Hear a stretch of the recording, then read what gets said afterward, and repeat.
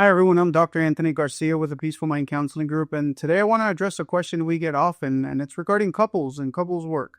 And how can we reestablish our relationship when so much damage has been done, particularly when the entire world that surrounds us has been made aware of the issues we've had?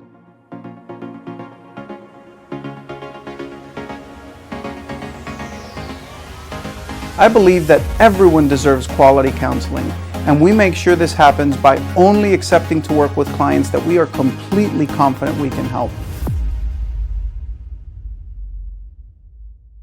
All right, so with that, one question that we get often is, and now that we want to reestablish our relationship, we want to reestablish our bond together. We decided, we were at one point, I don't know, going to divorce, or we were really miserable with each other for so many years. And the community that surrounds us knows how upset we were, right? Whether it be our neighbors, our family, oftentimes close friends, right?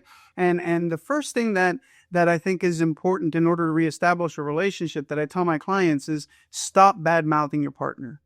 Stop bad-mouthing your partner. And what I mean by that is oftentimes the chatterbox that we become with telling people our problems about our relationship actually says a lot more about you than it does about your partner.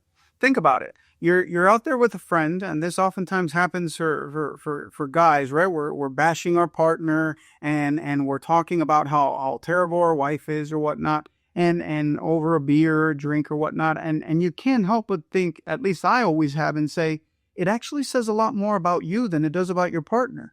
Shame on the person who sits by you and allows you to just bash your partner, because anyone who's ever done that with me because of the field that I'm in, my immediate response is, well, why are you with them? Think about it. It says a lot more about you when you bash your partner than it does about your partner, don't you think? I mean, you're actively telling someone else, family, friends, whatever, a neighbor, how terrible your spouse is, how terrible your wife is, terrible your husband is, all these issues that you've had, maybe infidelity, things that you genuinely do need to talk to someone about, right? It's understandable. But the problem is that when you do that, now you've left a sour taste in your family's mouth about your partner. And now you decide to work things out. Well, what do you think exactly is happening with those people? In a perfect world, those people can set aside their beliefs about it and hopefully side with you on, all right, we're marching in the right direction to rekindle your relationship, to make sure that you're back on happy ground with each other.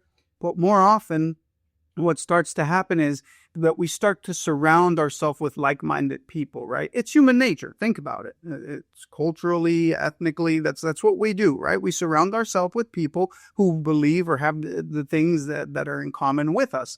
Well, conversations are no different, right? People that are likely to think about their partner or be on our side about a situation are people that are likely to encourage us as to, yeah, he's terrible. Yeah, she's such a bad person. And we'll sit there for hours bashing our partner. And suddenly, I don't know, 6 months, a year, 2 years, 5 years later, if you've been doing this with family and friends for so long, you decide, you know what, my marriage is worth a shot. I want to give this a try and really heal what we've done to each other, your partner and you, right?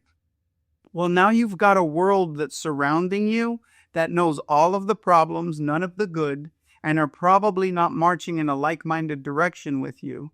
And so now you're at a crossroads of, how do I undo what I've done, or do I just isolate myself from those people? And it's a terrible situation either way. So the first thing that I always give recommendation to my clients is to stop bad-mouthing your partner. It's just not worth it. It says a lot more about you than it does about your partner. If you really are that miserable, then you leave the relationship. If you're not as miserable as that, then you should be working on it. And that's where good quality help comes in, and where you should be thoroughly vetting a therapist or some kind of professional to really intervene in your relationship and provide you the guidance that you wouldn't otherwise have from family or friends or people that are just biased on your side or your partner's side. It's just not effective. So best tip from Dr. Garcia in my office is start off with stop bad-mouthing your partner. Remember, it says a lot more about you than it does about your partner.